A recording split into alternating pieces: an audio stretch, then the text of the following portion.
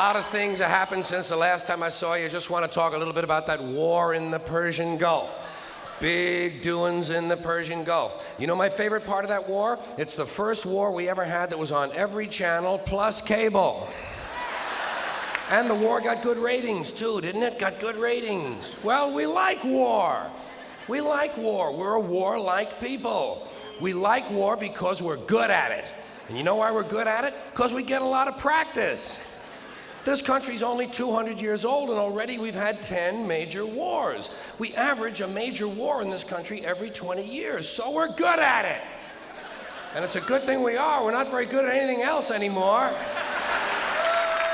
Can't build a decent car, can't make a TV set or a VCR worth the fuck. Got no steel industry left, can't get health care to our old people, can't educate our young people, but we can bomb the shit out of your country, all right? Huh? We can bomb the shit out of your country, all right? Especially if your country is full of brown people. Oh, we like that, don't we? That's our hobby. That's our new job in the world, bombing brown people. Iraq, Panama, Grenada, Libya, you got some brown people in your country, tell them to watch the fuck out, or we'll goddamn bomb them. Well, when's the last white people you can remember that we bombed? Can you remember the last white? Can you remember any white people we've ever bombed? The Germans. The Germans are the only ones, and the only reason for that is because they were trying to cut in on our action. They wanted to dominate the world. Bullshit, that's our fucking job. That's our fucking job.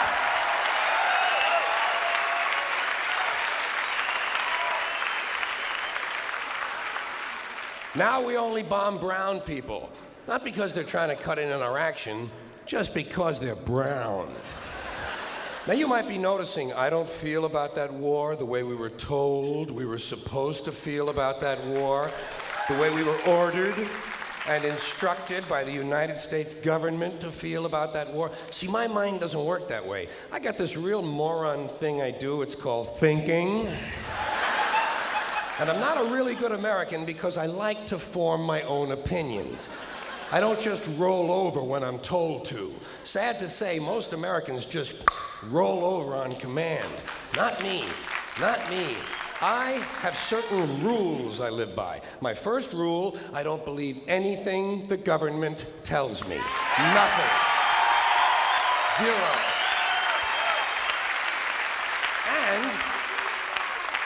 And I don't take very seriously the media or the press in this country, who in the case of the Persian Gulf War were nothing more than unpaid employees of the Department of Defense, and who most of the time function as kind of an unofficial public relations agency for the United States government. So I don't listen to them, I don't really believe in my country, and I gotta tell you folks, I don't get all choked up about yellow ribbons and American flags.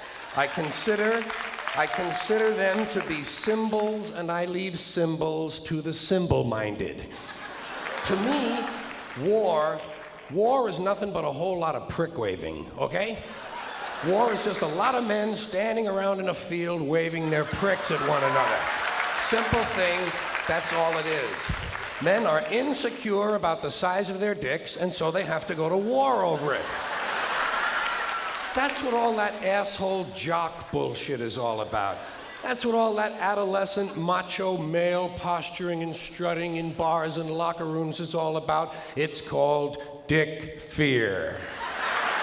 Men are terrified that their pricks are inadequate, and so they have to compete to feel better. And because war is the ultimate competition, basically men are killing one another in order to improve their self-esteem. You don't have to be a history major or a political scientist to see the bigger dick foreign policy theory. It sounds like this. What? They have bigger dicks? Bomb them! And of course, the bombs and the rockets and the bullets are all shaped like dicks. It's a subconscious need to project the penis into other people's affairs. It's called fucking with people. So,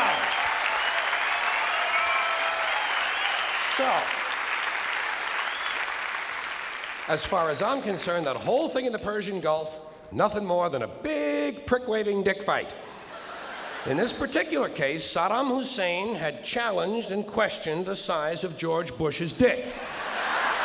And George Bush has been called a wimp for so long. Wimp rhymes with limp. George has been called a wimp for so long that he has to act out his manhood fantasies by sending other people's children to die. Even the name Bush is related to the genitals without being the genitals. A bush is a sort of passive secondary sex characteristic.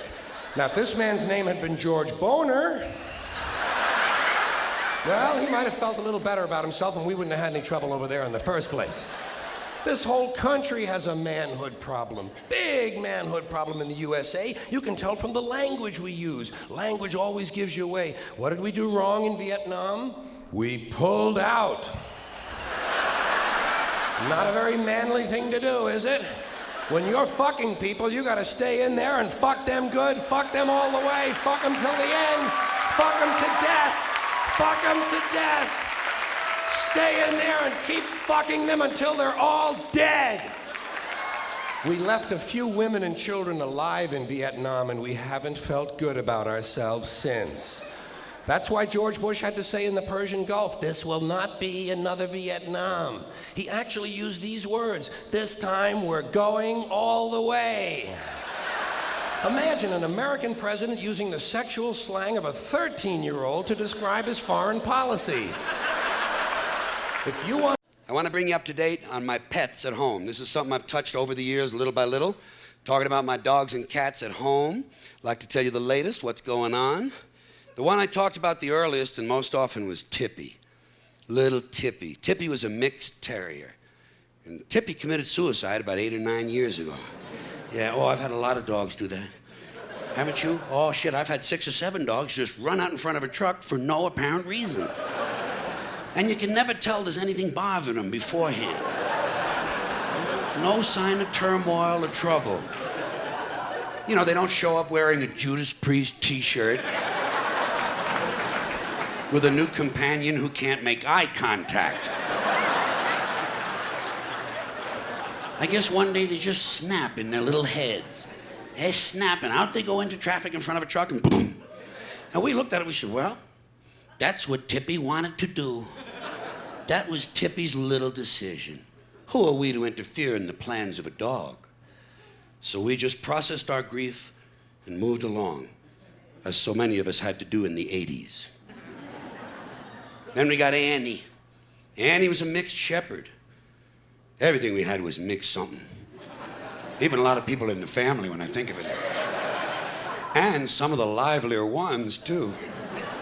Annie was supposed to have been a German shepherd, according to my drug-taking friend who gave her to me. You know, he handed me a little puppy, and he said, "This is gonna be a German shepherd." And I, being full of drugs at the time myself, I said, well, fuck yeah. You can already see the ears. And of course, it never happened. I used to call her my Austrian shepherd because she never quite made it to the German border.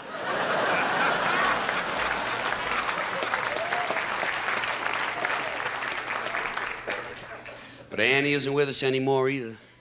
Annie had to go away. That's the way we say it at home. That's the only euphemism we allow ourselves. Annie had to go away. It happens, huh? Doesn't it? Yeah. It's part of the deal. Part of the deal. What happens when you get a pet? You have them for a while. They get old. They go away. Just like your grandma. Same shit, different species. What happens to grandma? You have her for a while. She gets old. She goes away. It's inevitable when you buy the pet. You're supposed to know it in the pet shop. It's going to end badly. You're purchasing a small tragedy. So look at him, isn't he cute? Our shit is gonna die. Unless you're in your 80s and you're buying a tortoise. Annie just got old, that's all. Got old, hips started to go. First sign of trouble with Annie, hips. Just like my grandma. Isn't that odd? Two members of the same family, different species, same symptoms. Makes you think. Maybe not. Even the names were similar, Granny and Annie. Annie got that hip dysplasia. It's kind of a spinal degenerative disease where they can't hold up their hind legs anymore. It's gradual. They start drooping those legs. They start dragging them. Oh, it's a terrible thing to see. It's horrible if you love the dog. They scraping their legs and everything, just dragging behind them. It's no way to live, and it pisses you off because you wound up with half a goddamn dog. Here's a front end that is perfectly serviceable. The shit, she'd have been a Chevrolet. She could have been rebuilt. You come in the driveway, she'd be sticking out behind a bush. Say, look, she's okay. And then the rest of her come on, oh, shit. Oh. Gets worse and worse and worse. And there's nothing you can do about it. And finally, it got so bad, Annie couldn't even get out where the trucks were. So I had to intervene on her behalf. I had to get some people to come to the house and essentially whack my dog. We put a contract out on Annie. But we whacked her when she was eating a big plate of pasta like they do in the gangster movies. We knew Annie would like that. So Annie went away, just like my grandma. Actually, it was a little bit different. I believe we whacked my grandma in the beauty salon. But as soon as Annie was gone, we did what a lot of you folks would have done.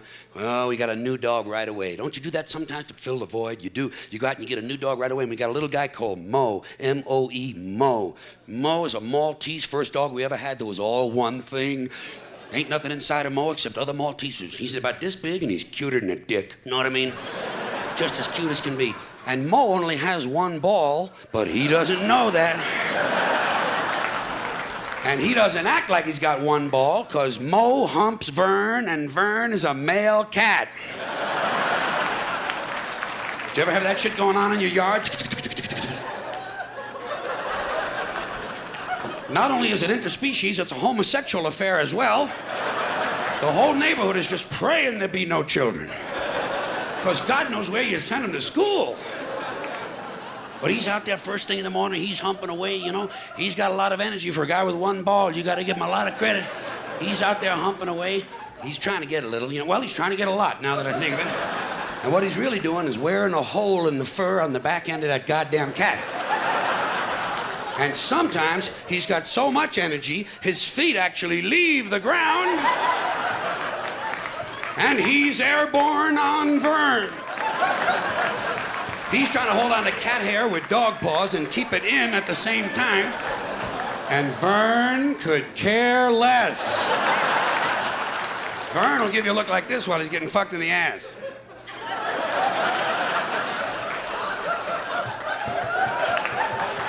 Did you ever fuck somebody who's reading a comic book? Same shit, tough on the ego, isn't it? But it does happen occasionally in life. So Mo humps Vern, and it looks so cute. I mean, it looks so cute. We took a picture of it and made a Christmas card out of it last year. Swearing my mother's tits, made a lovely card. Just put one word on it, peace. That's all you need. Yeah. Yeah, and we spelled it correctly, too, P-E-A-C-E. There'll be no cheap jokes on our Christmas cards. We sent that out last year, and shit, we lost a lot of friends on that. So Mo humps Vern. Getting back. So Mo humps Vern, and Vern's a cat, like I said, and we got two cats at home, Vern and Murphy. And we got them at the same time. Some years ago, they got into our lives the same week or something, and when we first got them, we had them neutered. You know neutered, that's a euphemism for go on, cut his nuts off. Well, we had it done because somebody said it helped something. Goddamn sure didn't help these cats, I'll tell you that. But we had it done, we had them fixed. That's another word for it. Fixed? Shit, it wasn't even broke, man. Oh, they broke now. Altered is another word for it. Nice people say that, don't they? We had them altered. Like a pair of pants or something. Yeah, take a little off the cuffs and cut his nuts off. And I'll be in on Tuesday. Well, whatever you want to call it, we had it done. We brought him into the vet's office and off came the nuts. We didn't keep him or nothing like that, you know. Although they do offer them to you, I must say that for him. Say, you want these? I said, no, shit, what are you, fucking crazy? You keep them. You find something to do with them. Might make a nice pair of earrings for your wife out of them. In fact, if my math is not incorrect, you might get 2 pairs out of that lot. You keep the nuts, we'll take the cats. We go on home with the cats. Brought them home and they started growing up. Got to be about 6 years of age. And right about 6, Vern, and wouldn't you know too, Vern, the interesting cat. Vern developed a condition whereby his penis had to be removed surgically. Not a pleasant thought. But it happens quite a bit to these male cats if you feed them only dry cat food. Not good. You got to get some moist food in that diet every day or every other day. You got to have some balance in the diet because there is something in dry cat food that crystallizes in the urine, blocks the urethra, blocks that whole passageway, and pretty soon you're sitting in the vet's office and guess what? Off comes the dick. Vern will not get in the car with me at all anymore.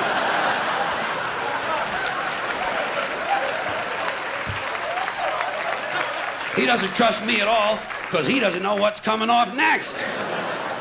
He's walking around counting his feet and shit like that, praying to God he's still got something left hanging off of him. Such is the condition of the animals at our house.